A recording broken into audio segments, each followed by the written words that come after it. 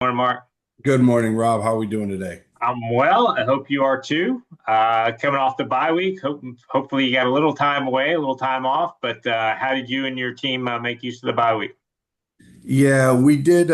We changed it up a little bit. We actually practiced one day less than we have in past years. I think this is the latest bye we've had in quite some time. So, having it this late in the season, we thought maybe rest was more than, being on the field. So we took a little deeper dive in self scout. You always try to keep up with that from one week to the next in season to see what tendencies you have and all that. But with the extra time, not on the practice field and so on, we took a little deeper dive there. And like I said, rest, relax, recover, rehab with some of them, and hopefully we'll get some of the bodies back that missed last week. And it looks like we will. So it seems like we came out pretty well. We got back on the field yesterday. We had a couple practices last week and then got back on the practice field yesterday. Kept it really short, but feel like we're in a pretty good place right now, physically, hopefully mentally. And like I said, got a little head start on the upcoming opponent with Towson. So came out of the other game fairly healthy. We had a couple guys get knocked out of that Albany game, one or two concussions that, the extra week in time, get them to clear that protocol. We should have them back and they'll be back in practice. They've already been back in practice, clearing that first week. So, feel pretty good about where we are right now. But again, got to go 1-0 this week. Just talking on the injury, who are some of the key guys that maybe that you've been without that you'll get back, and knowing what could before you in the stretch run, do you feel like you're about as healthy going into week 11 as you can be? Well, we have a couple guys that, are done for the year, as we've talked about before. Jake Picard, our center, Nigel McSween, one of our defensive ends. We lost a wideout at the very beginning of the season, so he never really got into the rotation. And then one of our linebackers, J.R. Strauss. Those are the four guys that have been out. But, Newton Essium is a corner for us. He's coming off a hamstring, so we're hoping that he'll be cleared and be ready to go. He got on the field, did some running yesterday. He missed the last two. Steph Valterra, our left tackle, he was out in the second half of the last game. He's back now. So, like I said, I mean, everyone's banged up, right? Everyone's having these situations this time of year. No one's 100% healthy and no one feels great. You're never going to feel good again until you get to the next off season.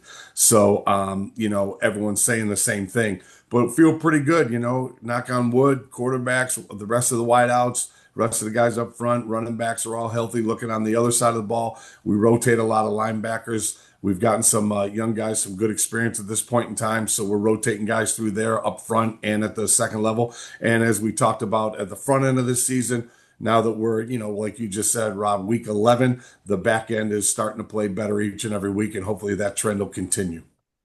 Let's dive into your team a little bit. Offensively, coming in the year, you knew you had a veteran group up front. You knew you had veteran guys, or at least experienced guys at running back, but some unknowns too. As the new quarterback coming in, some new receivers. How do you feel like that group has progressed? Yeah, we've talked about that again each and every week. To have Pat McQuaid and Luke Colella, Pat's doing a great job understanding the offense, running the offense. He's a really good leader. He's very inspirational. He's probably the most vocal guy we have on offense. So it's hard to come in that way on the front end, but now that he's been here and he's, showed the guys who he is and they got a better idea of his personality. Now he has become more vocal over the course of the year. So that's been great, especially when it comes from the quarterback position. And then, they have Luke along with, some of the other wideouts that have really done a good job. Lucas Kopecki, he's our second year guy. He's getting better each week. He's the guy that we, drafted off our lacrosse team. And so now this is year two of him getting back on the football field. So he's been good. Chris Colby, some of those guys, the freshman, Braden Reed, who's also doubling as our punt returner. So, each and every week, what you hope is as long as you can keep them healthy, each and every week they get a little better. We talk about it every day. Let's try to get a little better each and every day. Every rep you take, every play that you have under your belt should help you become a little more consistent. And we're seeing that in some of those guys. And, Luke Colella is our leading receiver. He's one of the top receivers in the conference right now. So to have him I don't even know what his number is, somewhere in the mid to high 40 as far as number of receptions. Him and Pat seem to have a good chemistry, and they've built that over time, and they've built that over starting in the summers when they first started getting together, and then obviously through the rest of the season this fall. So it's been great. Never know what to expect when you bring those new guys into the locker room, along with a lot of the returning guys that we've had, and those guys seem to have fit in really well, and the guys have taken them under their wing. Defensively, there were some guys back up front, and obviously you got a leader in an All-American linebacker in Shane. But as you just touched on earlier, with some young guys behind them in the secondary, just how have those guys progressed, and where's the room for growth, or what else would you like to see them be able to improve on as we come down the stretch? Yeah, they've really progressed in almost every area. Our tackling has gotten better, the open field tackling, and more guys flying to the football to get, more hats around the ball for the gang tackling. We're playing the ball a little bit better in the air. We feel we still could have and should have maybe a few more interceptions that we have, but at least we're breaking it up and the receivers not coming down with it. So we're playing the ball better in the air. They've been aggressive. We're rotating guys through. We have a number of different personnel groupings. So, that's really helped us. And, we have some older guys with Christian Sapp and some of those guys, Garrett Rogan, who's a guy who's getting his real first opportunity on that side of the ball as a senior in the classroom, but a junior on the field, is doing some nice things for us. We got Caleb Moody, who's a transfer. We got Julian Talley, who's a transfer. They're finding their niche, and they're doing a good job, not only in the back end, but also on special teams. And then Zamir Dawood and Demil Bostic, some of our young guys that needed that time of growth, and along with the Newton Essium that I just mentioned, those younger guys out there on the corners and on the perimeters being able to play with more confidence now. They always had a little bit of confidence, but they didn't have the experience. So now each and every week they're getting a little better and understanding what their role is and what they need to do on defense, whether we're backing off into zone coverage or, bringing some pressure and playing man. So, yeah, we've gotten better. We've gotten better. And hopefully, like I said, each week, hopefully now that we have a little more rest from this week, we'll come out and maybe even have a little bit better, maybe a little more step. Obviously, guys are getting worn down and sore. Hopefully, we'll have a little bit less of that this upcoming week. You guys have won five in a row. You're 6-2, right in the mix for the playoffs, which is familiar territory for that. And you're used to being in this position going down the stretch. What is sort of the message and what you've learned over the years to kind of be playing your best football in November and hopefully carrying it into the playoffs? Focus on today. That's always the message and the meaning. We got to block out the noise and the distractions because it's always out there. It is our standard, hopefully, that we are playing meaningful games in November.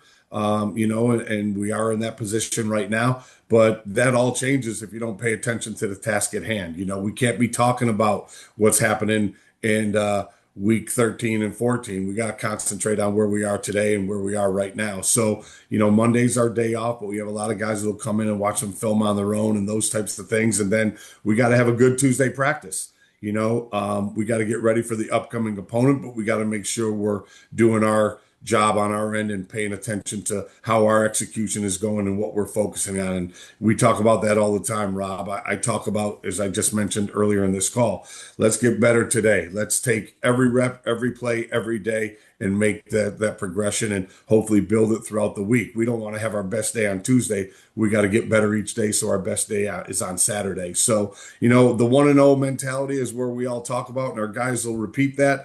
But, they hear a lot of that other stuff and you see a lot of that other stuff, whether it's rankings or whether it's, whatever, playoff opportunities, this, that, and the other. But that's never up to us. We just got to handle our business each and every week. And if we go 1-0 in each week and we string enough of them together, then maybe we'll have the opportunity to play some postseason play. Let's look ahead to Saturday. You're on the road against the Towson team that certainly has played a tough schedule and is better than its record as you've had a little chance to do some advanced work on them. What are some of the challenges they present? They're always well coached. They're always very physical. They, as you said, I always tell the guys, throw the records out the window in this league because you got to be ready each and every Saturday, regardless of who you're playing or what the records are. If you look at them statistically and you look at them on film, I think we're very evenly matched.